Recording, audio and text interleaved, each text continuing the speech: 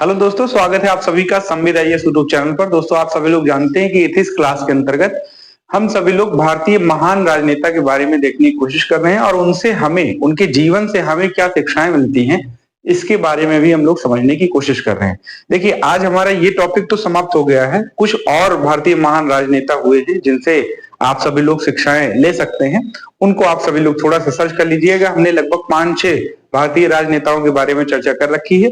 आज हम लोग देखने की कोशिश करेंगे विश्व के महानतम जो महान राजनेता हैं या लीडर हैं, ग्रेट लीडर हैं, उनके बारे में हम लोग चर्चा करने की कोशिश करेंगे कि आखिरकार उनसे क्या हमें सीखने को मिलता है। तो इसमें सबसे पहले हमें देखना है अब्राहम लिंकन जी के बारे में। आप सभी लोग अब्राहम लिंकन जी से अवगत होंगे, परिचित होंगे, क्योंकि कभी न कभी आपने इनके बारे में पढ़ा ही होगा।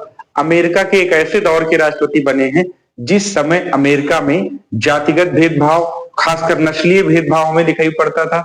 गृह युद्ध की चपेट में अमेरिका था। इस समय अमेरिका में उत्तरी और दक्षिणी राज्यों के मध्य में गृह युद्ध की स्थिति थी। ऐसे समय में 16वें राष्ट्रपति के रूप में अब्राहम लिंकन जी 1861 में अमेरिका के राष्ट्रपति बनते हैं। और आप देखेंगे कि अमेरिका की एकता के लिए उन्होंने काफी व्यापक स्तर से काम किया। नस्लीय भेदभाव जो अमेरिका के राजनीति में जड़ में समाया हुआ था, उसको समाप्त करने की कोशिश की। तो आज हम लोग अब्राहम लिंकन जी के जीवन से क्या शिक्षाएं मिलती हैं, उसको भी समझने की कोशिश करते हैं कि किस तरीके से गरीबी के दंश को झेलते हुए भी अब्राहम लिंकन जी अमेरिका के राष्ट्रपति बने। चलिए यहाँ पर देखते हैं अब्राहम लिंकन जी के बारे में। आप सभी लोग इनके नाम से अवगत होंगे और मुझे लगता है कि इनके बारे में परिचय ज्यादा बताने की जरूरत है नहीं। आप सभी लोग इनके नाम से बिल्कुल परिचित होंगे। ठीक है, अब्राहम लिंकन जी।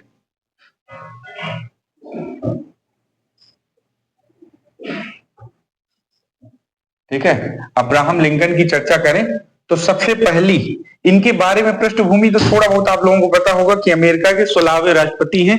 1861 में आपको पता है कि अमेरिका में उस समय गृह युद्ध चल रहा था। अमेरिकी आजादी 1776 में आप देखेंगे 4 जुलाई 1776 को अमेरिका को आजादी मिली। किससे? ब्रिटेन से। ब्रिटेन ने अमेरिका को उपनिवेश बना रखा था और अमेरिका की आजादी के बाद से, आजादी तो जो बाहरी शक्ति है उससे मिल गई, लेकिन अंदर देश में कई प्रकार की कुप्रथाएं, कई प्रकार की कुरीतियां दिखाई पड़ती है अमेरिकी समाज में भी, जिनमें से एक कुरीति हमें दिखाई पड़ती है नस्लीय भेद की। श्वेत अश्वेत के मध्य में जो भेदभाव की स्थिति थी वो अमेरिका में जड़ कर चुकी थी। और ऐसे कंडीशन में आप देखेंगे 1861 से लेकर के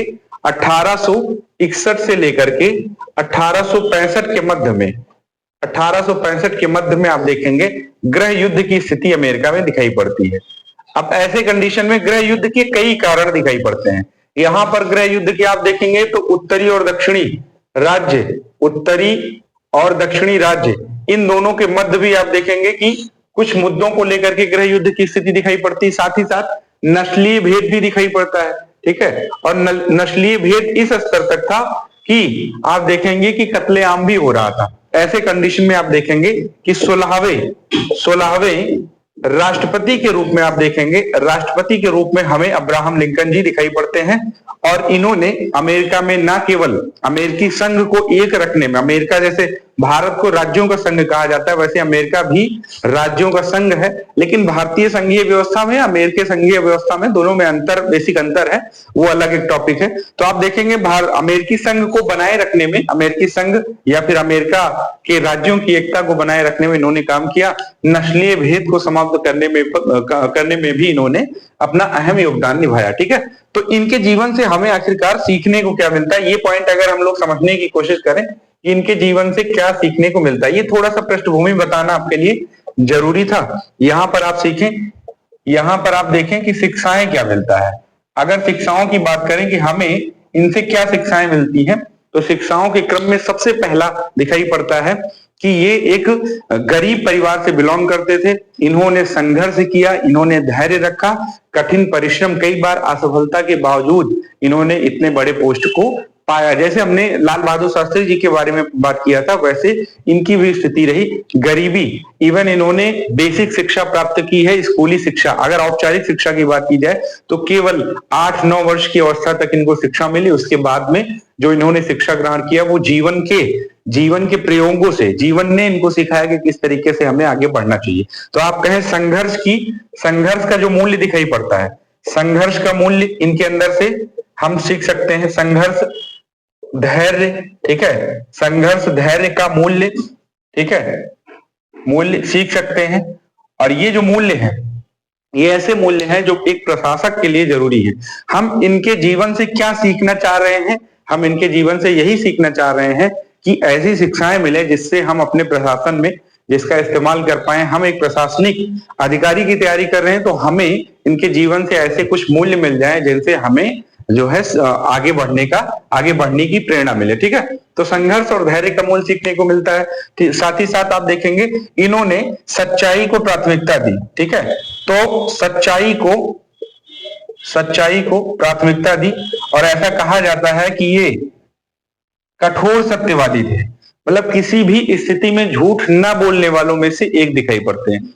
कुछ ऐसे व्यक्ति होते हैं जो अवसरवादी होते हैं कि अगर जहां पर उनको झूठ बोलना होता है वहां पर झूठ बोल देते हैं, जहां पर सत्य बोलना होता है वहां पर सत्य बोल देते हैं, और जहां पर झूठ बोलने से काम चल रहा होता है वहां पर बाकायदा बढ़िया से झूठ बोलते हैं। लेकिन उनमें से ये व्यक्ति नहीं दिखाई पड़ते। सच्चाई को प्राथमिकता देने पर बल दिया इन्होंने।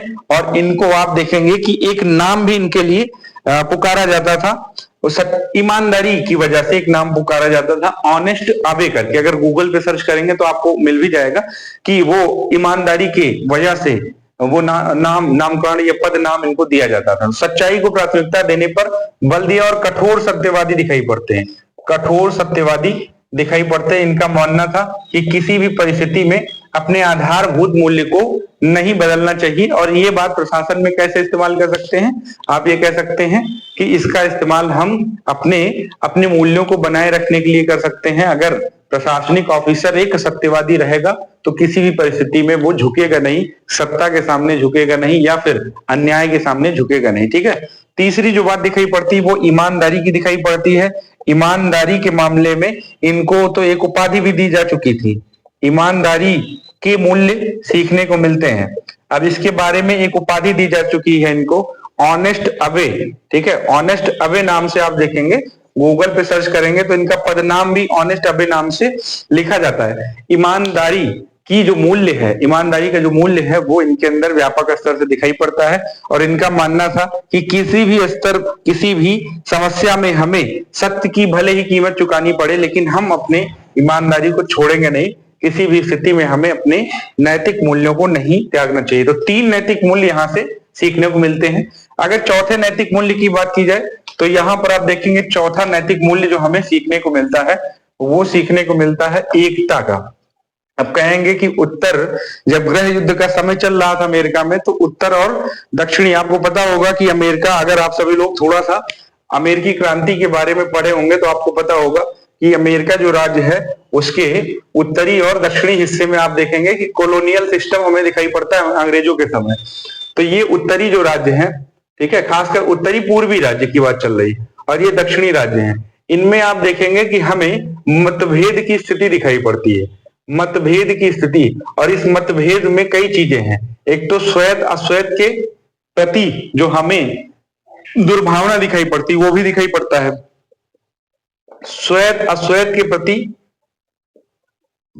दुर्भावना, क्योंकि आपको पता है कि अंग्रेज लोग जो है वो चले तो गए अमेरिका से, लेकिन उनकी जो नस्लें हैं वो भेदभावी थी और उन्होंने अमेरिकी जो मूल की नस्लें हैं उनको एक प्रकार से रेड इंडियन नाम से पुकारा।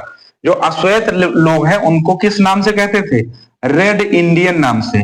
और रेड इंडियन किसको बोला जाता था? जो अश्वेत लोग होते थे उनको रेड इंडियन नाम से पुकारते थे, ठीक है। तो ये भी एक भावना हमें दिखाई पड़ती है।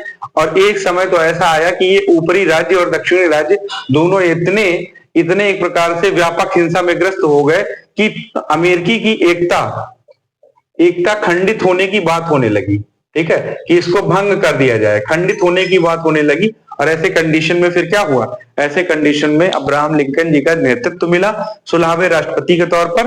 और फिर आप देखेंगे कि एकता यहाँ पर अमेरिकी राज्यों की एकता दिखाई पड़ती, ठीक है। तो यहां से क्या शिक्षा मिलती है?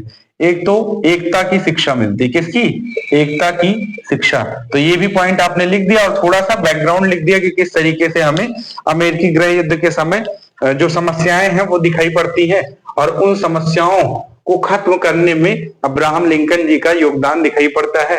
और आप देखेंगे अब्राहम लिंकन जी के योगदान में एकता का जो मूल्य है वो हमें सीखने को मिलता है। तो एकता की शिक्षा और दो चार पॉइंट अगर आप देखना चाहें तो परिश्रम और आत्मनिर्भरता की शिक्षा भी हमें सीखने को मिलता है। परिश्रम की बात करें, परिश्रम एवं आत्मनिर्भरता की शिक्षा, आत्मनिर्भरता की शिक्षा।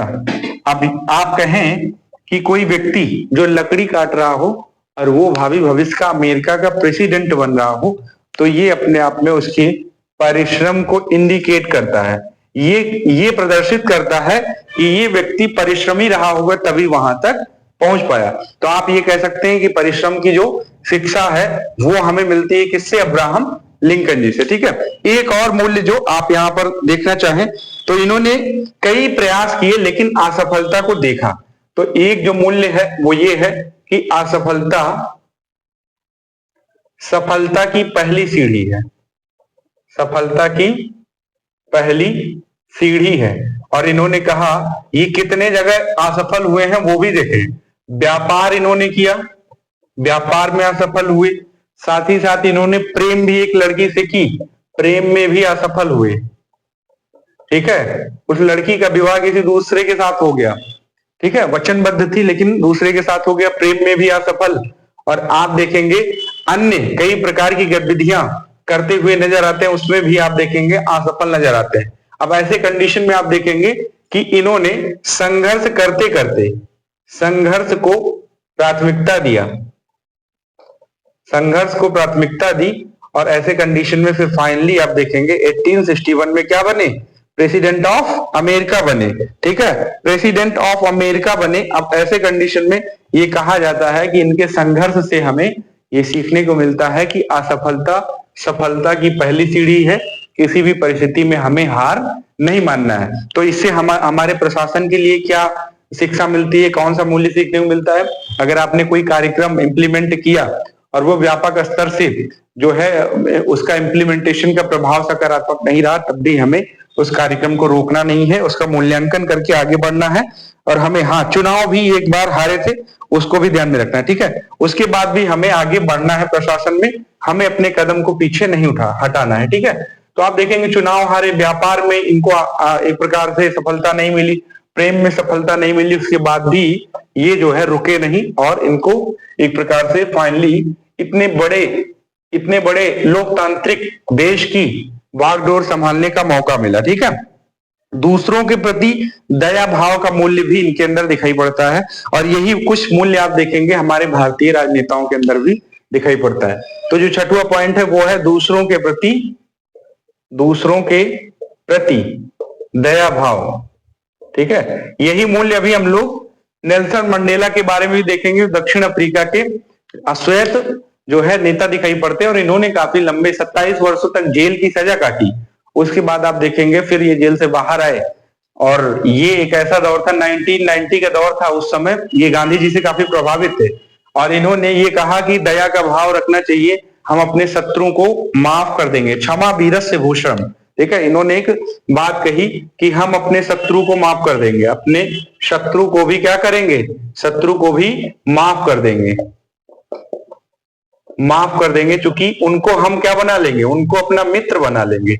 यही सेम बात कहते हुए नजर आते हैं कौन? अब्राहम लिंकन जी। इनका मानना है जैसे भारतीय संस्कृति में कहा गया क्षमा वीरस्य भूषणम, जो वीर होते हैं उनके अंदर क्षमा भाव हमेशा होता है और वो दूसरों को क्षमा कर देते हैं। अगर कोई व्यापक गलती नहीं है तो सामान्य गलतियों पर क्षमा कर देते हैं। ठीक है, तो दूसरों के प्रति दया भाव का मूल्य सीखने को मिलता है। एक और पॉइंट है वो जो हमें दिखाई पड़ता है, 7वां पॉइंट, 7 ही पॉइंट हमें देखना है। 7वां पॉइंट है भाई कि नेतृत्व का मतलब सेवा है। इन्होंने ये साबित किया, नेतृत्व का मतलब सेवा है। इन्होंने ये साबित किया कि जो हमें शीर्ष नेतृत्व मिला है अमेरिका की तरफ से, वो नेतृत्व हमें निजी सुखों के लिए नहीं है। हमें शीर्ष नेतृत्व जो मिला है, शीर्ष नेतृत्व मतलब नेता का पोस्ट, वो भी प्रेसिडेंट का, वो सेवा भाव के लिए, किसके लिए है? सेवा भाव के लिए है, निजी सुखों के लिए नहीं है, निजी सुखों के लिए नहीं है। इस बात को इन्होंने विशेष तौर पर ध्यान रखा। ठीक है, तो इतनी बातें हमें ध्यान रखना है अब्राहम लिंकन के जीवन से। एक पॉइंट और हमें दिखाई पड़ता है वो पॉइंट क्या है? वो पॉइंट हमें है काम में लगन और समय का सम्मान। इन्होंने कहा कि अगर आप कोई काम कर रहे हैं, उसमें अगर आपका लगन नहीं है, आप अगर उस काम को पूरे लगन भाव से नहीं कर रहे हैं, तो केवल समय की बर्बादी होगी।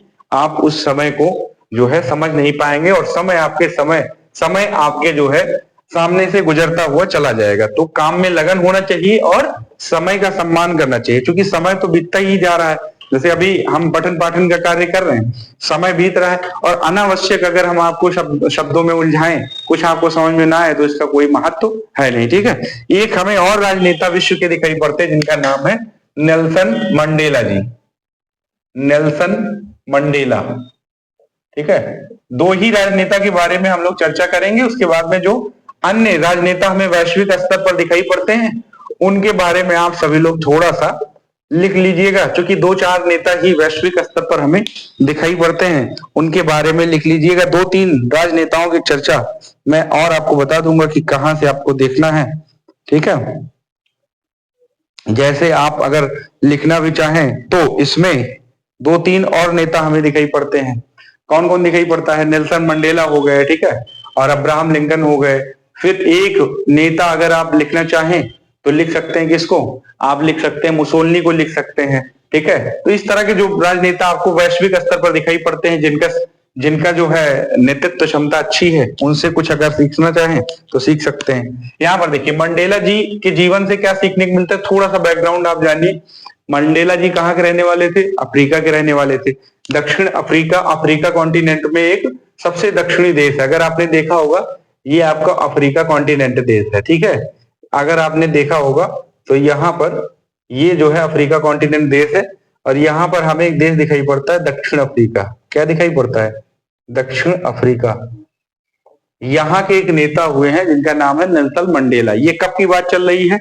1990 के दशक में आप देखेंगे कि ये एक प्रकार से नस्लीय भेदभाव से पीड़ित थे। किससे? नस्लीय भेदभाव से पीड़ित थे।